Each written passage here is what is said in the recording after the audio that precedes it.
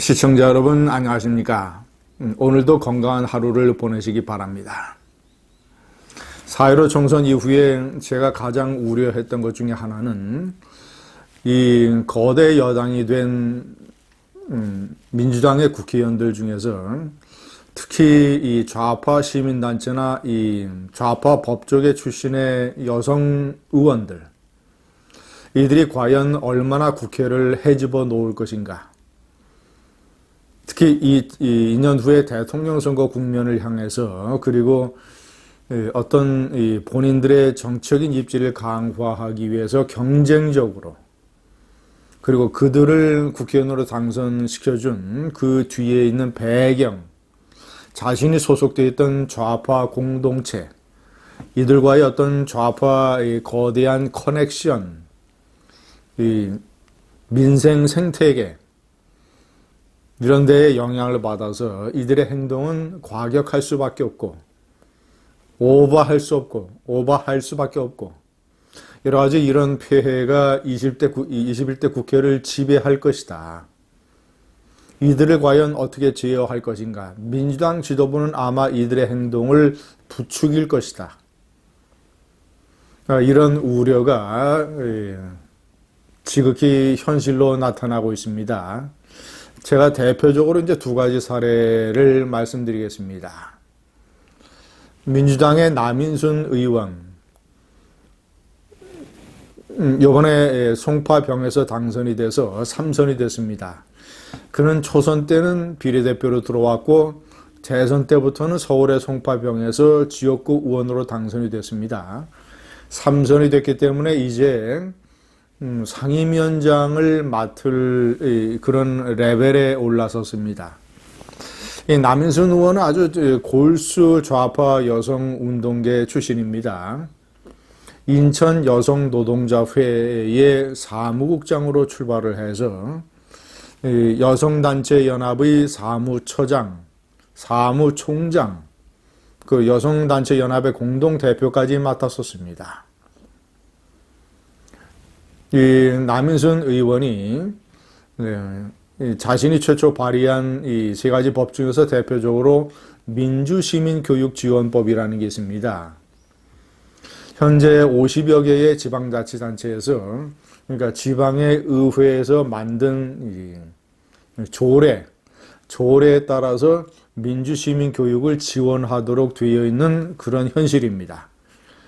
말이 좋아서 민주시민교육이지, 대개 무슨 민주, 좌파가 얘기하는 민주, 그리고 젠더, 여성 인권 또는 이제 성소수자들, 그리고 통일 또는 환경, 이런 어떤 이 좌파가 가지고 있는 좌파 어젠다를 현재는 지방자치단체가 50여 군데에서 이런 식으로 이제 지원을 하도록 되어 있는데, 이것을 완전히 국가 차원으로 승격시켜서 민주시민교육지원법을 만들어서 국민의 세금으로 지방자치단체도 지원을 하고, 국민의 세금으로 정부 내에 민주시민교육위원회라는 것을 만들고, 그리고 각 시도 이런 데에 민주시민교육센터를 만드는, 그런데 거기서 벌어지는 것이 무슨 민주시민교육이 아니라 제가 좀 전에 말씀드린 대로 노동, 젠더, 통일, 이런 식의 완전히 좌파 교육, 이 사회를, 특히 잘하는 세대를 구석구석 좌파 투쟁가 내지는 좌파 국민들로 만들기 위한 이런 범국가적 캠페인입니다. 원래 이 민주시민교육원이라고 하는 것은 독일에서 출발을 했습니다. 근데 독일에서는 어떤 걸 가르치느냐? 진짜 어떤 민주주의라는 것은 어떤 것이냐? 대의민주주의, 그리고 국민들이 참여하는 선거제도, 이런 선거제도, 이런 것들을 국민들에게 가르치는 일종의 계몽센터 역할을 하는 것이 독일의 민주시민교육원입니다. 근데 이것이 한국으로 넘어와서 지금 완전히 좌파 교육장을 만들겠다고 하고 있습니다. 시청자 여러분이 남인순 의원은 이번에 윤미향 구하기, 윤미향 사태가 터진 이후에 윤미향과 철저히 여성단체연합 공동대표를 했기 때문에 윤미향 정대협 대표, 정의원 대표와 아주 밀접한 사이죠. 참서 이 사태가 터지자마자 어떤 식으로 대처할 것인가, 어떤 식으로 전략을 짤 것인가, 윤미향과 긴밀히 접촉을 해서 윤미향 구하기에 민주당 내의 핵심 세력으로 활동을 했습니다. 그래서 이해찬이가 윤미향을 감싸는 데에 일종의 연결고리를 한 것이죠. 윤미향으로부터 어떤 내용을 전부 다 듣고 그 내용을 이해찬에게 전달을 하고 윤미향이 이런 식으로 해명을 할 것이며 그러면 이 국면을 넘어갈 수 있다라고 이해찬에게 코치한 사람이 남인순 의원입니다. 제가 두 번째 사례로 든 것은 서울의 동작을에서 나경원 의원을 꺾고 국회의원이 된 이 판사 출신 이수진입니다.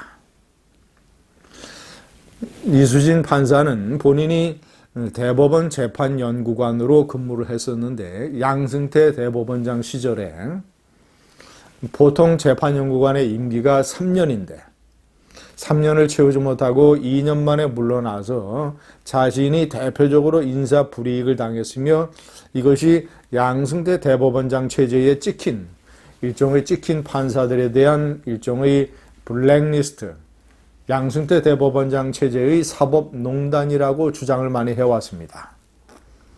그런데 양승태 대법원장 관련 재판에서 증인으로 나온 당시에 인사를 담당했던 인사총괄심의관을 지낸 김연학 부장판사가 이수진 판사에게 불리한 증언을 했습니다. 인사평정표에서 그렇게 좋은 점수를 받지 못했다. 구체적으로는 대법 재판연구관으로서 내야 되는 어떤 보고서의 숫자가 상당히 미달이었고, 그 전체적으로 재판연구관의 업무에 투입하는 어떤 시간이라든가 열정이라든가 이런 면에서 문제가 있었다라는 평정표를 증언했습니다. 한마디로 무능했다는 것이죠. 게으르고. 자, 그러자 놀랍게도 이수진 의원이 그 김연학 부장판사를 탄핵 대상 1호 판사로 규정을 했습니다. 시청자 여러분, 이 국회가 법관을 탄핵할 수 있는데 3분의 1, 국회 제적원의 3분의 1이 발의를 하고 그리고 과반수만 찬성을 하면 탄핵을 할 수 있습니다.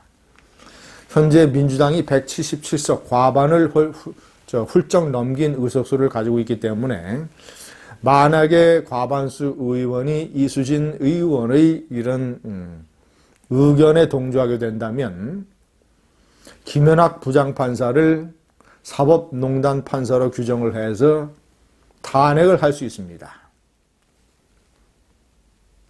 자기에게 불리한 증언을 했다고 해서 그리고 그 평정표라는 게 기록으로 다 남아있는데 그런데 그 판사를 국회의 거대 과반수 힘을 이용을 해서 탄핵하겠다고 나선 이수진. 자, 이제 남인순 이수진뿐만이 아닙니다. 자, 윤미향 같은 존재가 앞으로 국회에서 어떤 식으로 일종의 공포의 굿판을 벌일 것인가.